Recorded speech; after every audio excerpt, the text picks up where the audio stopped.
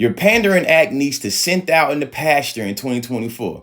You do all this pandering to black women and your wife is a fat Mexican go away. There's a lot to unpackage in this one. What do I start with? Should I start with acknowledging that y'all get my wife a new race every week? Or should I go with the pandering accusations? Or maybe how you just made it where Mexican women caught strays and ain't got nothing to do with this? Let's start with a working definition of pandering, because a lot of y'all got me messed up and y'all don't recognize that the call coming from inside the house. Pandering is defined to gratify or indulge in an immoral or distasteful desire, need, or habit for another person with that such desire. We don't need nobody moving the goalposts or nobody to be confused to have a misinterpretation of what I'm addressing when it comes to pandering. To gratify or indulge in an immoral or distasteful desire. I genuinely want to account for multiple interpretations of how pandering is understood so I can make you a well-rounded educational analysis. There are multiple interpretations of what it means to pander, though. That last definition came from Oxford. This one right here comes from Cambridge. It says the act of catering to or profiting from the weaknesses, vices, or unreasonable desires of others. Unreasonable weaknesses and vices. Is it a weakness or unreasonable to advocate against misogyny, sexism, and patriarchy, or for it? Which one is reasonable or a weakness? And all this remind me of this little Facebook post I made last month.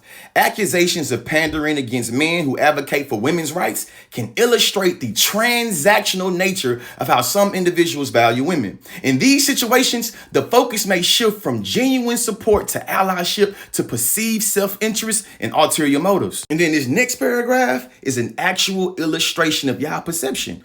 When men advocate for women's rights, especially in public forums or positions of power, they may face scrutiny and accusations of pandering. This can stem from a belief that their advocacy is not rooted in a genuine desire for equity, gender equity, but rather in seeking personal gain approval or enhance their public image. I'm not a relationship guru. I'm not a marriage counselor. I don't posit myself as experts on how you be able to get women and talking about them in distasteful, immoral ways. But y'all actually be big old fans of the people that do, which is really mind-boggling. And that's how I know the call coming from inside the house. Peep game. I've already acknowledged how my wife is not Mexican nor white, but let's play a little hypothetical right now.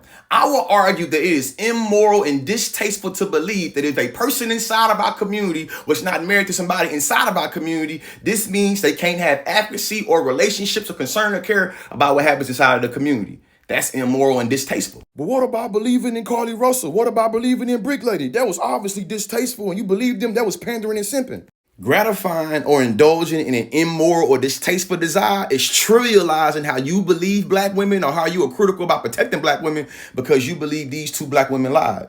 That is pandering, being able to cultivate an entire male audience based off of disparaging women. That's pandering. I don't want to hear nothing about, oh, he just cherry pick definitions or he ain't really hearing the criticism. A lot of y'all will say, oh, he pandering too because the only way he get an audience is if he talk about women issues. All these things are empirically false. My audience is cultivated from being intersectional, meaning that how race, class, ability, gender, sexuality, how those things intersect to make up an entire identity or experience. Y'all have a very transactional relationship to women, and that's the reason why you think any man talking about women's issues is obviously being transactional and pandering, because you believe anything you do for women, it gotta be quid pro quo. They gotta be doing something back. Whole time, it's just about equity and humanity. And speaking of humanity, y'all might as well say simping is defined as a man saying a woman should be able to have human decency, and y'all being like, hell no, bro, she needs to be sexually objectified. Then y'all logic don't even be logicking like that. I'll be like, hey, you shouldn't be misogynistic to this dark-skinned black woman and you're being colorist. Y'all will be like, shut up, your wife ain't black. It's like, so colorism is good or bad? Which one is it?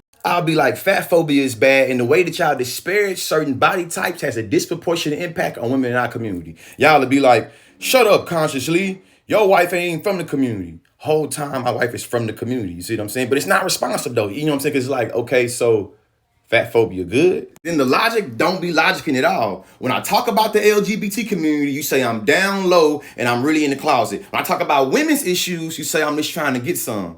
And I know y'all be hella biphobic, so it's like, I know y'all ain't saying I'm bisexual, you feel me? Y'all just really make up a whole bunch of disparaging narratives trying to discredit my work. Sometimes I feel like, damn, I gotta be big honcho one way or another because I got whole complete strangers having real strong negative feelings about me and they don't know me from a can of paint. Now let's go back to this definition. Pandering is defined as to gratify or indulge in an immoral or distasteful desire. I would say misogyny and patriarchy and sexism are definitely immoral and distasteful. I would also argue that a lot of y'all favorite podcast bro patriarchs literally build audience built based off of male validation and affirmation, where they literally gratify and indulge in immoral and distasteful desires and perceptions about women at the expense of trying to get them some clout with the boys. Alpha male. I give y'all the benefit of the doubt, though. I get it. I come off as very hotepian, you feel me? So when it comes to, my partner not being dark skinned, or me talking about trans women being women, or talking about, you feel me, gender equity, it throw y'all off because I'm supposed to be able to